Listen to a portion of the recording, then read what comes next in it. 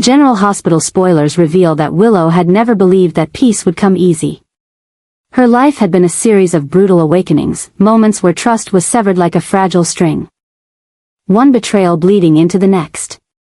But even through all the trauma, the lies about her parentage, the loss of her son, the war she fought for her health, and the cold aftermath of family chaos, she still clung to the idea that love, real love, could someday ground her again. That belief was what made her say yes to Drew. That belief was what convinced her that this wedding, this ceremony surrounded by flowers and quiet prayers and the illusion of safety, was not just a beginning but a sanctuary carved from suffering. But the moment she stepped into the church, something felt wrong. A tension hung in the air like static before a lightning strike, and when the whispers began, low, panicked, relentless, she knew, in some buried instinctual way, that everything was about to collapse. Then came the truth, hurled into the open like a stone-shattering glass. Drew had been sleeping with Nina. The woman who had already destroyed so much of Willow's world. The woman she had tried to forgive, for Michael's sake, for peace. The woman who had wormed her way into every secret. And now, the woman who had been with Drew behind Willow's back, the entire time he claimed to be her future. The betrayal wasn't loud. It didn't need to be. It wrapped itself around her lungs and choked her breath. Willow didn't cry. She didn't scream. She simply walked away. Down the aisle, past stunned guests, out the door. Her footsteps echoing with more finality than any vow could have held. No one saw where she went, and that was the point. She didn't want to be found. She needed somewhere untouched by memory. Somewhere far from Quartermain halls and Corinthos legacies, somewhere where no one would dare to follow. That place, as it turned out, was the remote cabin Isaiah had once mentioned in passing, a secret haven gifted to him by Lucky, a place meant for restoration and solitude, deep in the woods beyond Port Charles. And somehow, her feet carried her there. She didn't know if she remembered the exact directions or if she had simply followed the pull of instinct. But when she arrived at the wooden threshold and turned the key Isaiah had once handed her as a joke, the door opened. It was silent. Still unfinished. But it was hers now. For a night. For a reckoning. She curled up on the floor beneath a threadbare quilt, her wedding dress wrinkled and damp with tears she hadn't even noticed. Her entire body ached with the weight of everything lost, dignity, trust, illusion. She thought of Wiley and Amelia, of the family she was trying to build. She thought of Drew's hands. Steady as he promised her honesty, only to learn he had spent those same nights lying next to Nina. She thought of every time she had defended him, protected him, chosen to believe the best. And now, that belief was ash. When Isaiah arrived at the cabin several hours later, he didn't knock. He simply stepped inside, coat dusted with wind, eyes full of apology. He said nothing at first. He only lit a fire and handed her a warm cup of tea. They sat in silence as the flames crackled between them. She didn't ask how he found her. She already knew. He had known she'd come here. Maybe even hoped for it. But then came the second blow. Isaiah confessed that he had been the one who exposed the affair. That he had overheard Drew and Nina.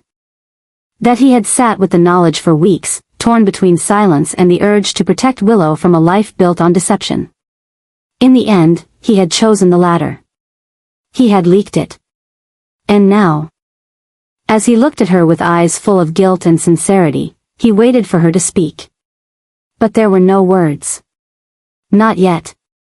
Because in that moment, Willow wasn't angry. Not with Isaiah. Not immediately. She was numb. Just like she had been when Harmony died. Just like she had been when she learned Nina was her mother. The betrayal this time didn't come with screams, it came with silence. Heavy and suffocating. But as the fire dimmed and the hours stretched long into morning, the numbness gave way to something darker. Not rage. Not heartbreak. Something heavier. A slow, spiraling sense of obsession, Not with Drew or Nina, but with the fact that Willow had never been allowed to live her own life without someone else pulling the strings. First Harmony. Then Michael. Then Nina. Now Drew. Even Isaiah, who said he wanted to protect her, had made choices for her, stolen her agency in the name of truth. She was tired of being someone's broken project. Tired of being the girl who needed saving. She had wanted something real, something untainted. And instead, she was once again alone, sitting in a borrowed cabin. Haunted by decisions she didn't make and futures she no longer believed in. Isaiah tried to speak again, to explain, but Willow shook her head. She needed quiet. She needed to breathe. But even as she closed her eyes and listened to the wind brushing against the walls of the cabin, she knew something in her had changed. Something irrevocable. The part of her that still believed in innocence, in unconditional love, in the redemptive power of forgiveness, that part was gone. Burned away by a betrayal too deep, too intimate. And now, all that remained was a woman determined never to let anyone control her again. Not Drew. Not Nina. Not even Isaiah. She didn't hate Isaiah. But she didn't trust him either. She didn't trust anyone. And that realization carved a hollow space in her chest, one that no amount of comfort could fill.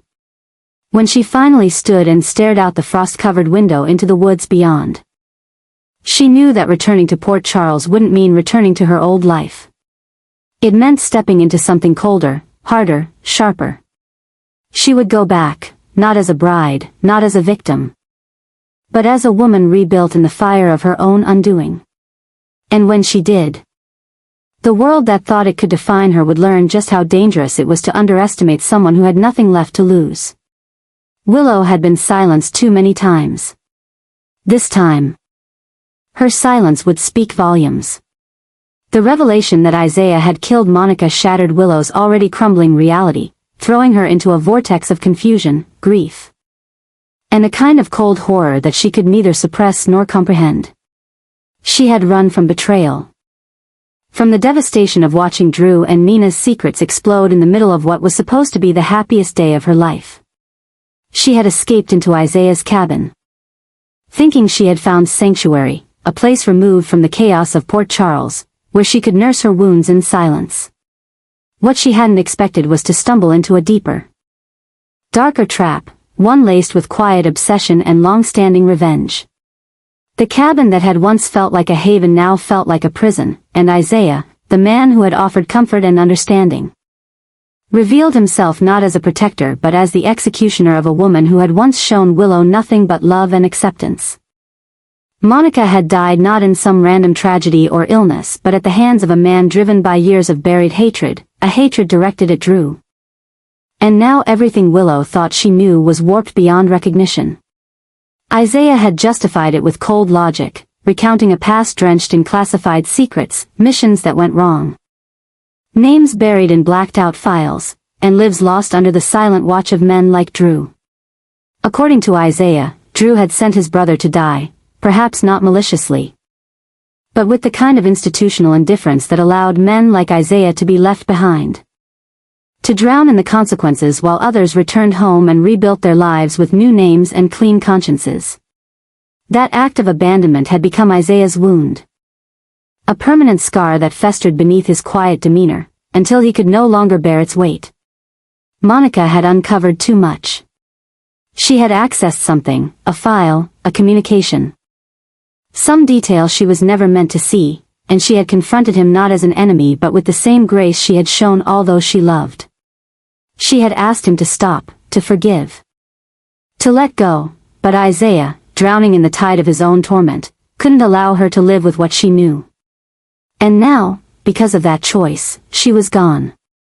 Willow's mind reeled, trying to reconcile the man who had given her a warm blanket and let her cry in peace with the man who had stolen one of the last stable anchors in her world.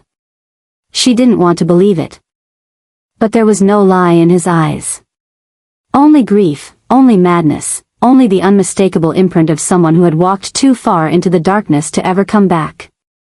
And as he spoke of Drew, of his rage, His need for vengeance, his belief that justice had to be reclaimed with blood. Willow began to realize that everything around her was cracking. Drew, who had smiled so easily and held her hand through cancer treatments, might not be the man she believed in. Isaiah, the man she trusted in her most vulnerable state, had already crossed a line that could never be uncrossed. Port Charles was no longer the community of complicated love and messy redemption. It was becoming a war zone, where secrets had weight and truth had a body count. She felt the walls closing in around her, her breath slowing, her mind separating into two parts, the woman she had been, gentle and optimistic and hopeful, and the woman now standing in a murderer's cabin, understanding the true cost of silence. And yet, she did not scream. She did not run. She listened. And in that stillness, she transformed. Willow realized that love was no longer enough. That belief and trust and hope had failed her. That people she had relied on, Drew, Nina, Isaiah, even Michael, had built their lives on half-truths, and the only way to survive was to stop clinging to illusions. Isaiah asked her not to leave, to stay with him, to see the world as he saw it. Broken and irreparable but at least honest. He spoke of building something new in the ashes, of purging the corruption from Port Charles one betrayal at a time. He believed he had saved her by bringing her here. He believed that by confessing, he was giving her power. But what he didn't understand was that Willow didn't need his vision or his madness. She didn't need Drew's apologies or Nina's excuses. She needed truth. She needed vengeance. And more than anything, she needed clarity. Isaiah thought he had shattered her. But what he had done was forge something stronger, colder, and far more dangerous. She would return to Port Charles, not as a broken bride, but as a woman who had learned the true face of betrayal. She would mourn Monica not with tears, but with justice. She would watch Drew and Nina burn in the fallout of their own sins. She would never again be the girl who waited for people to save her. She was no longer waiting. She was becoming. Isaiah had waited patiently in the shadows of Port Charles, weaving himself into the town's fabric with the precision of a man who had spent years hiding in plain sight. His quiet demeanor, his carefully measured compassion, and the calm cadence of his voice made him seem like nothing more than a man in search of healing. But beneath that soft exterior was a storm that had been brewing for far too long, a storm named Drew. And a fury Isaiah had long disguised as restraint.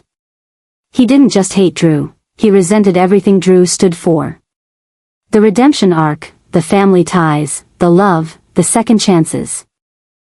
All of it reminded Isaiah of what he had lost, of what Drew had taken from him, directly or indirectly.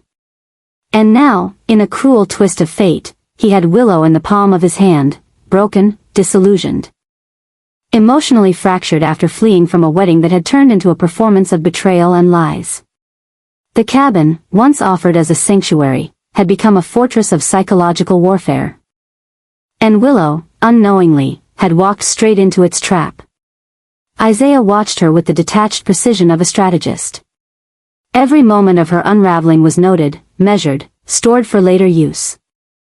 He revealed truths selectively, not to inform but to devastate, to ensure that every ounce of hope she still clung to would dissolve into confusion and fear. He told her about Drew's affair with Nina. And then, slowly, almost lovingly, let slip that he had been the one to expose it. But that was just the surface. The real earthquake came when Isaiah confessed to something much darker, that he had been the one responsible for Monica's death. The revelation hit like a punch to the soul. Willow didn't scream. She didn't collapse. She froze. Because her grief over Monica was still raw, a wound barely scabbed over, and now it had been ripped open again with a confession so horrifying it defied comprehension. Isaiah didn't gloat. He didn't need to. He simply explained, in cold, analytical tones, how Drew's legacy had poisoned everything around him. How Monica had tried to stop Isaiah. How she had learned too much, and how her death had become an unfortunate necessity. And then he turned his focus back to Willow, not as a victim, but as a tool. He began to feed her the idea that Drew was toxic, that everything he touched was doomed, that she had been just another pawn in his selfish game for control and redemption. Isaiah wanted her to believe that the only way to free herself was to abandon everything she had known, to rebuild from the ashes of her betrayal and grief under his guidance. What Isaiah didn't fully grasp, however, was the complexity of Willow's spirit. Yes, she was broken. Yes, she was devastated and lost. But she wasn't gone. Inside her, a fire still flickered. Every word Isaiah spoke was sharpening her resolve. The horror of his confession about Monica created a rupture, yes, but it also seeded something new. Something dangerous to Isaiah. Doubt. Suspicion. Awareness. Willow began to piece together his manipulation. She saw the patterns in his words, the careful way he crafted every moment to control her perception. To guide her down a path of dependency and confusion. She saw how he isolated her, how he watched her more than he comforted her, how his need to destroy Drew eclipsed even basic empathy. And it terrified her, because it meant she wasn't just in danger, she was being used as a weapon in a war she never agreed to fight. Meanwhile, in Port Charles, the consequences of her disappearance were rippling outward like cracks in a frozen lake. Drew, desperate and guilt-ridden, began searching for her. Unaware of just how deeply Isaiah had rooted himself into Willow's emotional landscape. Michael was panicking, unable to explain her absence to the children. Carly, furious and determined, started looking into Isaiah's background, slowly uncovering gaps and inconsistencies in the story he'd sold them all. But they were racing against time. And Isaiah had no intention of making their search easy. He had carefully erased every trace, manipulated every lead, and convinced Willow that escape was futile. As Willow continued to spiral in isolation, Isaiah's control tightened. He began speaking of legacy, of rebuilding a better world, one not poisoned by men like Drew. He began positioning himself as the only man who had never betrayed her, who had only ever told her the truth. He wrapped his darkness in the language of healing. Made manipulation sound like salvation, and began shaping Willow's mind in ways that were both terrifying and almost imperceptible. He kept her just comfortable enough to stay. Just broken enough not to run. Just distracted enough not to see the full scope of the trap until it was too late. But Willow was listening more carefully now. She began replaying conversations in her head, noticing the contradictions, the slips. She started asking questions, softly at first, then with more focus. Isaiah noticed, of course. He began tightening his grip, emotionally and mentally, using guilt, fear, and even fleeting moments of tenderness to pull her back when she began to stray. He reminded her of Drew's betrayal. Of Monica's death, of the pain of the wedding, over and over again, until those memories became weapons. Isaiah didn't want Willow to heal. He wanted her to belong to him. To believe that only he had ever seen her clearly, only he had ever told her the truth, and only he could lead her toward a new beginning. But Willow, for all her pain, was not Isaiah's to shape. And deep inside, she knew that. The seeds of resistance were growing. What Isaiah failed to realize was that in trying to erase Drew's hope, he had inadvertently begun awakening Willow's. Not for Drew, not for some idealized past, but for herself, for her freedom, her identity, her strength. The danger was far from over. In fact, it was just beginning. Isaiah's obsession was growing more unstable, and his patience was wearing thin.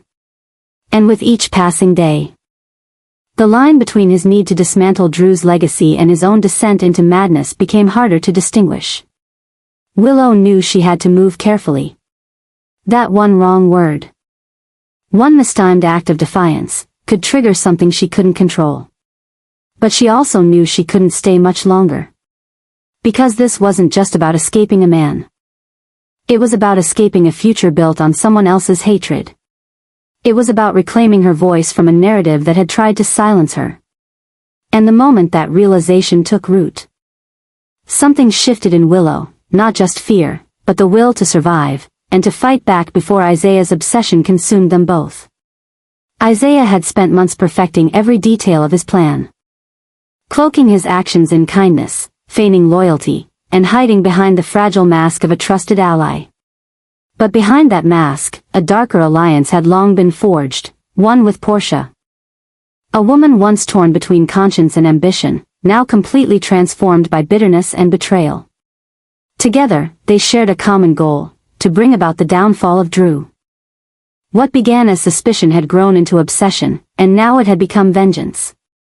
Portia, still reeling from secrets Drew had buried in the past, now saw him not as a colleague, but as a threat to everything she had rebuilt. Isaiah offered her something she had secretly longed for, justice in the form of retribution.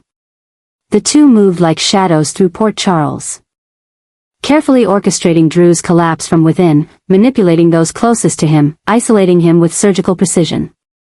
Each conversation, each favor, each false reassurance was a step closer to the inevitable.